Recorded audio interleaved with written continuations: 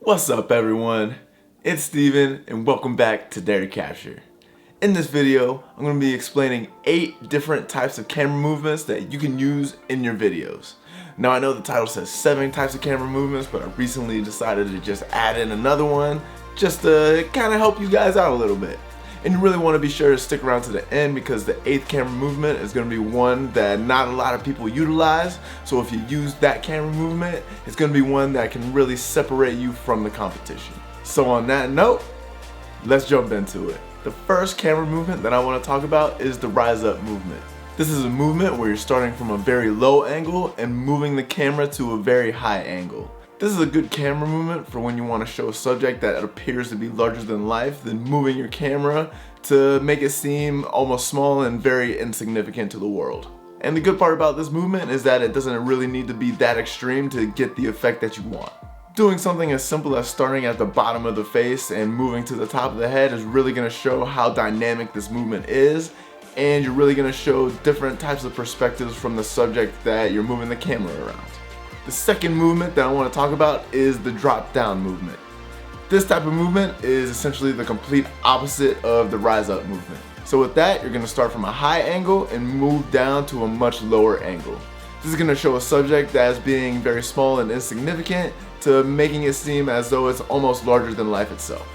When you're able to execute this movement just right, you're going to get a very cool effect for your videos.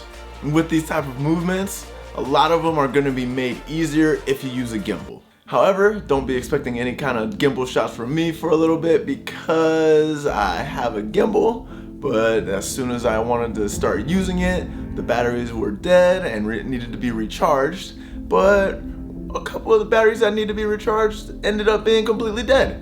And when you have a completely dead battery, you need to buy some more rechargeable batteries.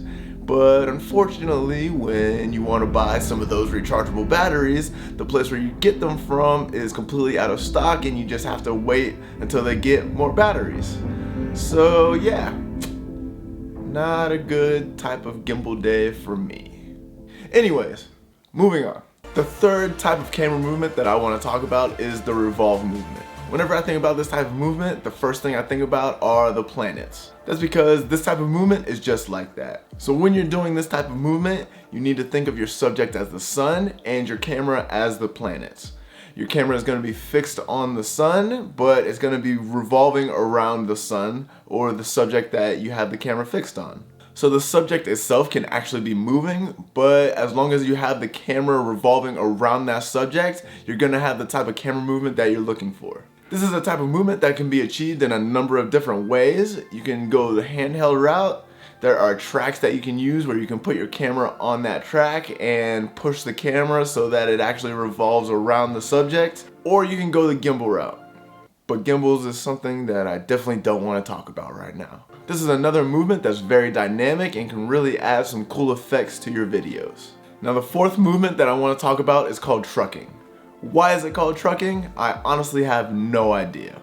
If somebody can tell me exactly why this movement is called trucking in the comments below, I'll probably end up sending you your favorite type of candy. But you gotta at least make sure you're subscribed to my channel so that I feel more incentive to give you that candy. So what is the trucking movement? Simply put, it is a lateral movement of your camera. Your camera is moving side to side, it's moving left to right, or right to left. You're not gonna be rotating the camera on any axis. The camera is fixed, it's facing forward, but it's just moving side to side. This is a type of movement that is especially useful when you have a subject that's moving and you want to keep them in frame the entire time. Or you can use it to bring a fixed subject into frame and move it out of frame. The fifth camera movement that I want to mention is the Dolly Movement. This is a movement that's very similar to trucking, but instead of going side to side, the camera is going forward and backwards. This is a really cool movement if you have a subject that's walking towards the camera, but you want to keep them in frame the entire time. It's also cool when you want to use it for filming an epic B-roll sequence making a peanut butter and jelly sandwich.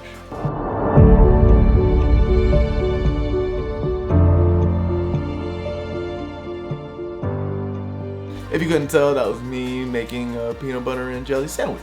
So as you can see, the Dolly movement is something that is good because it can help you add a bit more drama or some sort of emotion to your shot.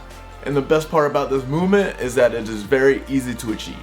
Like most of the other movements I mentioned, you can go the handheld route with this, you can go the track route, you can even use a tripod with this, or you can use a gimbal.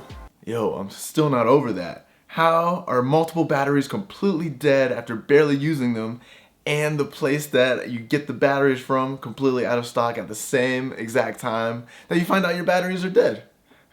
It's not gonna make sense to me. I don't think it ever will. But back to it, the Dolly movement is great.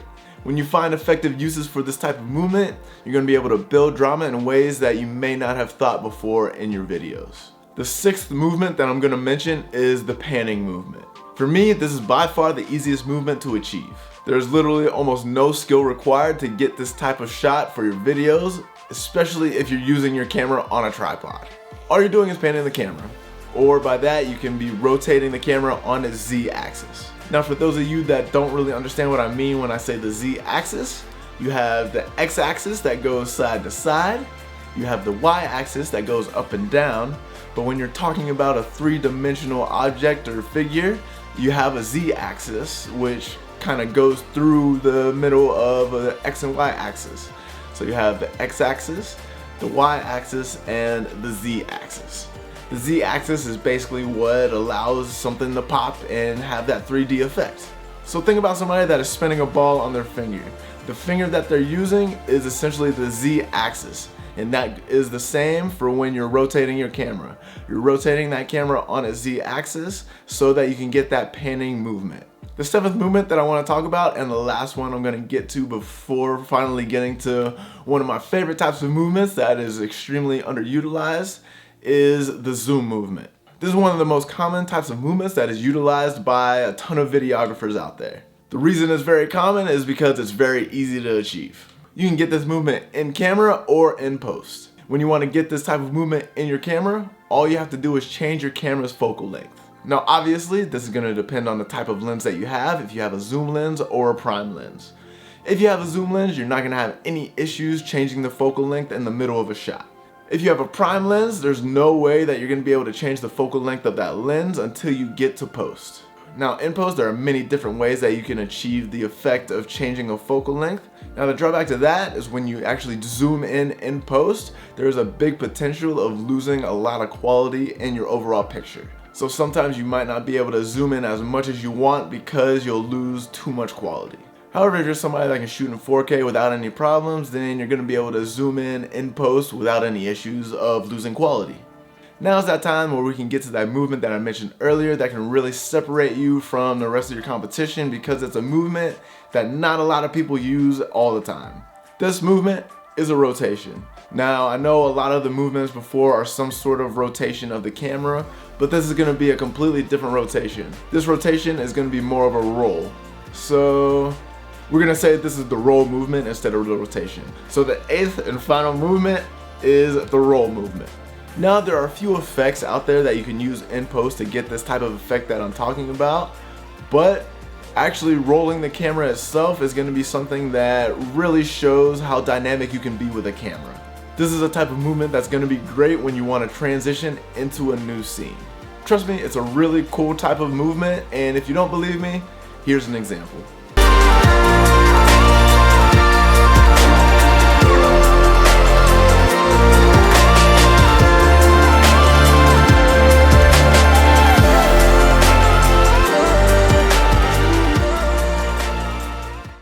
As you can see, doing this type of movement is one that I'm sure you haven't seen much of, but it's one that is really dynamic and will actually separate you from your competition because it's something that not a lot of people are doing.